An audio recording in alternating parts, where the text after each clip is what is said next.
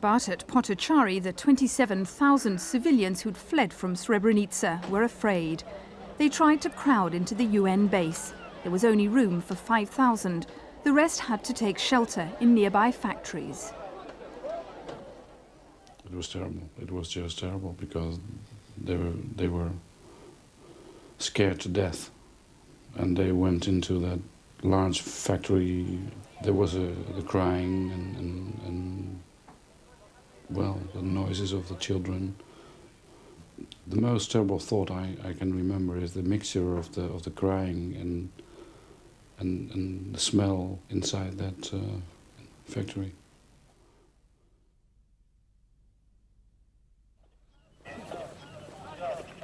The next morning, Bosnian Serb soldiers arrived at Potocari and took up positions outside the UN compound. The Muslims had trusted the UN to protect them, but the Dutch were outnumbered and intimidated.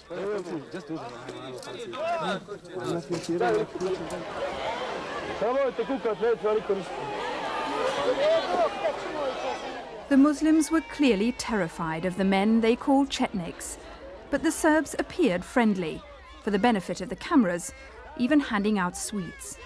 But the fate of these children was being decided at that moment by General Mladić, meeting Muslim negotiators and the Dutch to arrange to move the families out of the enclave. Mladić had said that the only condition would be the trucks and the buses, whatever was going to take the refugees out, should be screened for war criminals.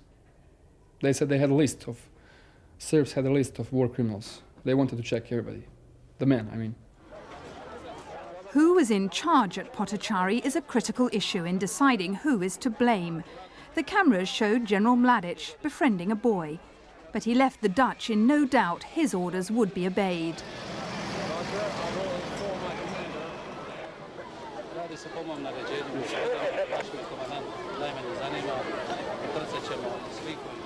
Though many of the men had gone to the hills, thousands, the youngest and oldest, stayed behind. Mladić reassured them.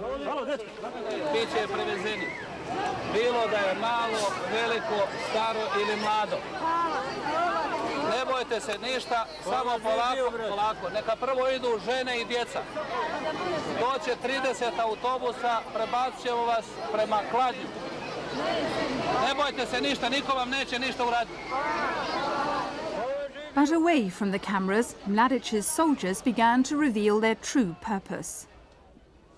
Dutch soldiers were grouped around the compound, trying to control the frightened people.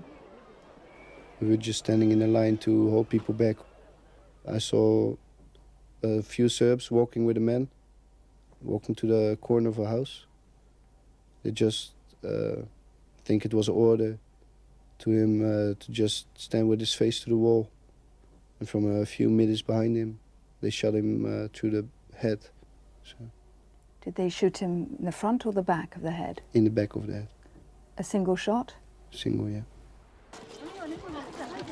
By late afternoon, the evacuation had begun. It started within minutes of General Mladić securing an agreement from Muslim representatives and the Dutch to move out the families. By now, people were terrified. There was a rush to get on the buses and escape. But this was not to be the end of their ordeal. The evacuation was clearly well planned. More than 60 buses suddenly on hand, despite petrol and vehicle shortages. The UN War Crimes Tribunal, in its indictment of General Mladić, states that summary executions of the kind witnessed by the Dutch were a deliberate act to instill terror into the people and make them desperate to leave. The Serbs could then organize the evacuation in such a way as to isolate the men.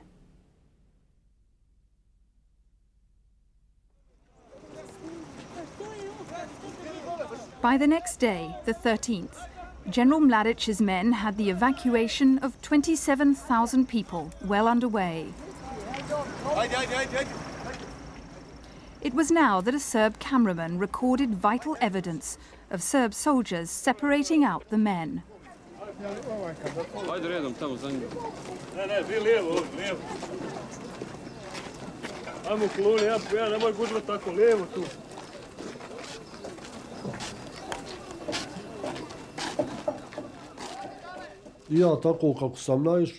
As I got there, someone grabbed me by the shoulder and said, "You, old man, go up there to the end of the road. You can't leave now." I said to him, "You can't separate me from my family. How will I ever find them again?" He said, "Don't talk back, go to the left." 10 metara od autobusa gdje sam trebala da sjedim u autobus, vidjela sam odvojeni. About 10 meters away from the bus, I saw about 60 men separated. I saw my brother. He just waved at me. They took my husband away from me. The Serb said, "You're going a different way." I said, "Can't you wait a bit, at least until he can get his clothes from the bag?"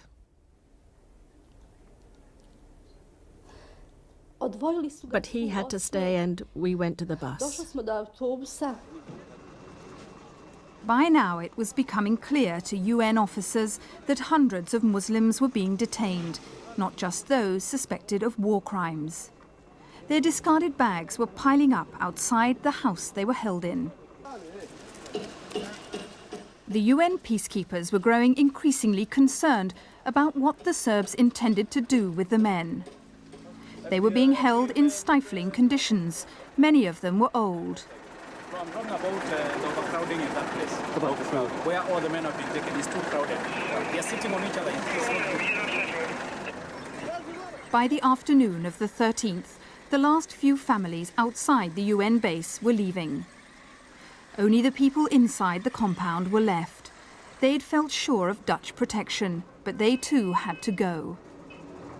Several soldiers told us that we should go to the big hangar, use megaphones and tell the people that they should start leaving the camp in groups of 5. There was like a path marked with 2 tapes, exactly from the exit of the hangar to the main gate, about 100 meters or less. And people started walking, but I could see, fear on men's face, because they already knew that something was going on with the men outside. The Dutch, fearing for the men beyond the gates of the base, drew up a list of their local staff, who the Serbs had agreed could remain. They were sent to the bar for safety. Hasan Nuhanovic tried to get his family on the list. His father was one of the Muslim negotiators. The Dutch Major Franken agreed he could stay, but Hasan's mother and younger brother couldn't join him on the list. It became known as Schindler's List. My father said, "How can I leave my family, my mother and my brother?" I had to go with them, and Franken said, "Okay, you are free to go, it's your decision." I again walked together with them to the gate, then they all turned around and told me that, they started screaming at me, and my brother started screaming at me. He said, "You're not coming with me, you're staying inside." And I was standing there looking at my parents and my brother, walking towards the gate. I could see there Dutch soldiers and Serb soldiers mixed up at the gate. And I just went to the bar. That was the last time I saw my family. The UN had failed the Muslims, and Colonel Kramer was angry and ashamed. What's going on today here? You know what's going on. I knew perfectly well that there was an ethnic cleansing going on. When I was standing there and the men and the women were separated, I felt like a combination of Schindler's List and Sophie's Choice was passing in front of me. And it is terrible to be aware of this and not be able to do something. It's very, very bad. When all the women and children had gone, the men who'd been kept behind were loaded onto buses and taken to a nearby Serb town. They were taken to a school at Grabovski. 2,000 were crammed into the gym. Eyewitnesses say men were tortured and shot here by Serb soldiers. A survivor drew us a map of the school, showing just where he was sitting when General Mladić walked in.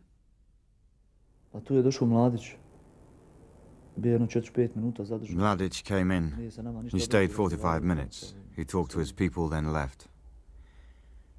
He was just looking at us. He was probably pleased.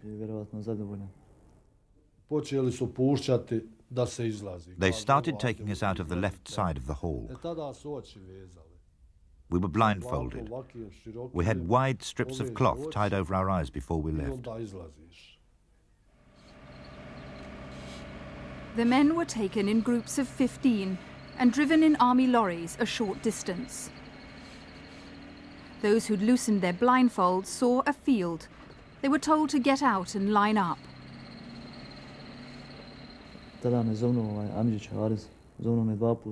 My cousin Haris shouted out my name, Meo, Meo. I walked towards him. When I got to him, we held each other's hands. He said, "They're going to kill us." I said, "No, they won't." We'd hardly said that when the machine gun opened up on us. He was hit immediately. I thought I'd be killed. The man on top of me was still alive. He was writhing and groaning. That's why they shot him dead. His body stayed on top of me. It was very heavy. Those who groaned were shot. I just didn't move at all, and that's why no one fired at me.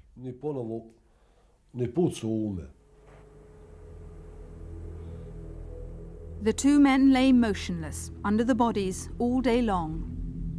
Trucks kept on coming, bringing prisoners to be shot. Both men saw and heard bulldozers digging a grave. Their headlights were used to carry on killing at night. On his map, Mevludin Oric showed their position.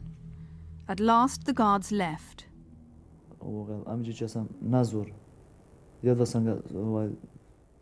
I had difficulties rolling my cousin's body off me. He was very heavy. He felt like a house on top of me. I only just managed to roll him off. I got to my hands and knees and then started rubbing my legs to get the blood flowing again.